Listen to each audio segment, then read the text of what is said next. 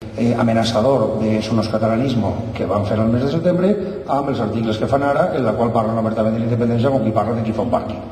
I criden a Alemanya. I després està la premsa espanyola. Clar, la premsa espanyola és el desllorigador. És a dir, la premsa espanyola, és a dir, la ABC, la Razón, El Mundo, El País, aquesta és aquella que crida a la Guerra Santa o a la jihad hispànica contra això. El País s'ha afegit fa relativament poc en el vostre editorial, però passen coses paradoxals si no es miren des d'aquest punt de vista, i és que el mitjà en el qual ha sortit d'una manera més ampla, per exemple l'acte de l'Òmnium o la nostra reunió amb el Endacari Barreig la setmana passada, és l'ABC, perquè és l'ABC justament aquell que marca la línia de dir compte que aquí n'hi ha perill. Aleshores, aquest compte que n'hi ha perill vol dir que llavors la premsa catalana espanyola ha de reaccionar perquè li tiba la premsa espanyola, i es tracta de jugar amb els 4 nivells.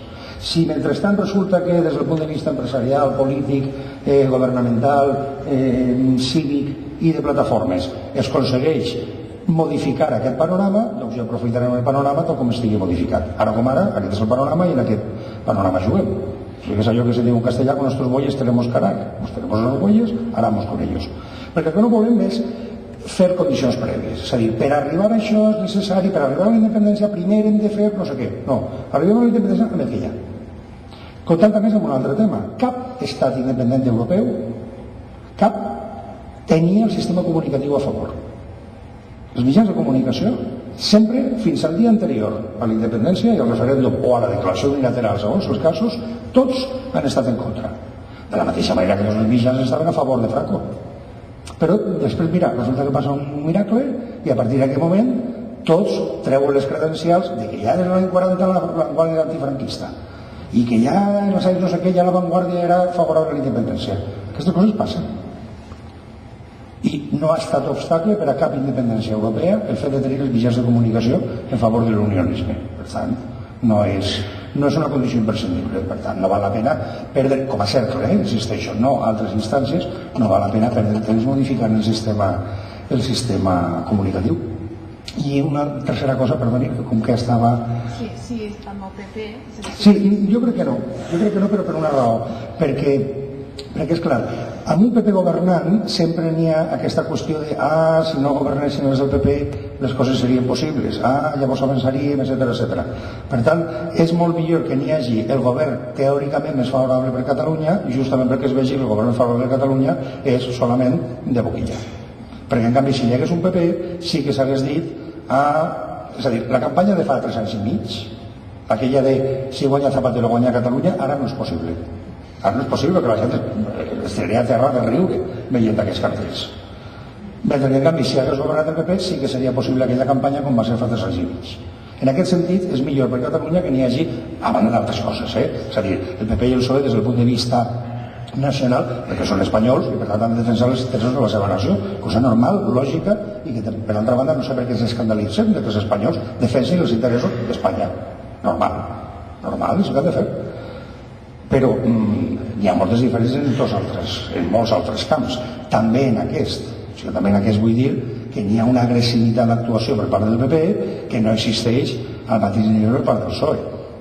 Però des del punt de vista de Catalunya és molt millor que n'hi hagi el govern espanyol teòricament més favorable perquè es vegi que el govern espanyol més favorable no serveix de res. Ara, en qualsevol cas, nosaltres munyirem la vaca del govern espanyol del PP en favor de la independència. Si el govern espanyol és del PSOE, també la munyirem a favor de la independència. I totes les coses que vagin passant les anirem munyint a favor de la independència. Per tant, perquè no depèn de Catalunya quin és el govern o quina és l'evolució d'aquestes coses. El que es tracta és de tenir previst totes aquestes diverses moviments a efectes de munyir-lo a favor de la independència. D'una manera curta, no. No perquè també han evolucionat les coses en el sentit següent. Per una banda que tots els sectors del Tribunal Constitucional, PSOE i PP estan d'acord en carregar-se l'Estatut. L'única diferència és el termini en el qual ho fan. Per l'altra que el sector específicament del PP, que representa una associació judicial, que és l'APM, necessita tenir un determinats triomfs per als seus associats, a efectes de marcar territori. I per tant, tota la part referida a justícia, a la consideració del català, a nació, tot això, necessiten, perquè en el cas de que no, és el seu esfondrament com a persones i com a dirigents. Necessiten anul·lar-lo. I per l'altra, perquè també ha canviat el paradigma en aquest sentit. I li poso un exemple. En 6 anys que porta el Consell del Poder Judicial, en cap moment ha sancionat a cap jutge que ha vulnerat els drets lingüístics d'un ciutadà per fer servir el català o el gallec o l'euskera. Però fins ara vol dir fins aquests 2 mesos, quan hi havia una denúncia en aquest sentit, el que feien era allargar-la, passar d'una comissió a una altra, de l'Estatut Valencià. Amb la qual cosa no n'hi haurà aquesta... La decisió no serà una decisió racional. Vostè el que està plantejant és que al capdavall els interessos espanyols es defensen d'una manera racional i per tant fan allò que resulta més convenient a efectes de continuar en aquesta situació. No és el cas. No és el cas. N'hi ha una ràbia continguda i un odi que es vol manifestar que ha d'esclatar per alguna banda. Amb la qual cosa no hi haurà una sentència racional de manera que es pugui dir veieu com l'Estatut funciona, veieu com dins d'Espanya tenim alguna cosa que fer. Serà una sentència que posi de manifest que se note quien manda. Algo tengo que decir.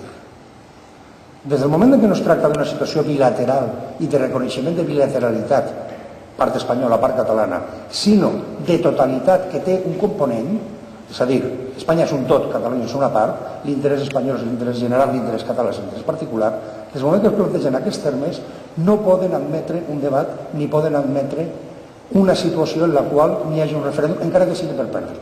És a dir, allò que va fer el govern britànic l'any 73 va convocar un referèndum d'autodeterminació d'Irlanda del Nord. Amb la pregunta, volen vostès unificar-se a la República d'Irlanda o no? I el va fer perquè en aquell moment el que va sortir va ser no. El sol fet de plantejar això en el cas d'Espanya suposa la destrucció d'Espanya. Perquè, i fixin-se també com en els últims temps, de 2 mesos ençà, els sectors catalans unionistes, López Borniol, Foix, Félix d'Azúa, el que estan defensant és, Francesc de Carreras, que s'ha de fer el referèndum i s'ha de fer quan abans. Perquè el procés d'independència de Catalunya durà a 2 coses, a la independència de Catalunya i a la destrucció d'Espanya, simultàniament, com va passar el 1988 a la independència de Cuba. Perquè no tindrà la lucidesa de canviar la seva cultura per una cultura democràtica. Per tant, el que es tracta és d'avançar sobre la base de la democràcia, de la llibertat, del dret a decidir, de que la gent voti, de que els discursos polítics siguin clars, oberts, entenedors, que no n'hi hagi cap relació amb Espanya excepte la bilateral, per dir un exemple, que fan els diputats catalans de Convergència o d'Esquerra dedicats a la seguretat vial o dedicats a les subvencions que s'hi donen a les mares embarassades. Què fan treballant en això? Es tracta llavors de tenir una relació en la qual no tenim força per canviar Espanya, però sí que tenim força per destruir-la. I per actuar com ells plantegen que som. Sempre Catalunya ha plantejat que era part de la solució. I Espanya ha contestat que Catalunya era part del problema. Llavors el paradigma està clar, siguem un problema, siguem el seu problema.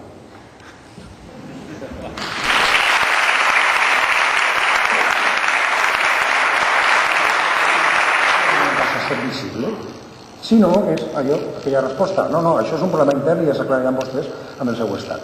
A partir del moment que el procés no és el de millorem la situació, canviem l'Estatut, modifiquem les regles, tot això és invisible internacionalment. El que és visible és volem la independència. Llavors és quan Quebec apareix, llavors és quan Flandes apareix, llavors és quan Escòcia apareix. I llavors és quan tots aquests estats, els quals no tenim ni idea de la seva existència fins fa 5 dies, apareixen. Com ara Kosovo o com ara Estònia. Com ara Eslovàquia. Llavors és quan apareixes internacionalment i llavors és quan venen els jocs de poder. I els jocs de poder sempre són això a qui li fa mal i això a qui li fa bé. A qui li fa bé sempre i per això dona suport sempre, no per cap simpatia, als Estats Units per exportar a Europa. A qui li va bé als altres estats europeus per afeblir-se el present. I aquest és el procés, el que hem d'aprofitar. No és un problema de mai no ho tindrem per via d'entesa amb els estats europeus existents, però afortunadament els estats europeus existents són un tigre de paper, no tenen pes, són irrellevants.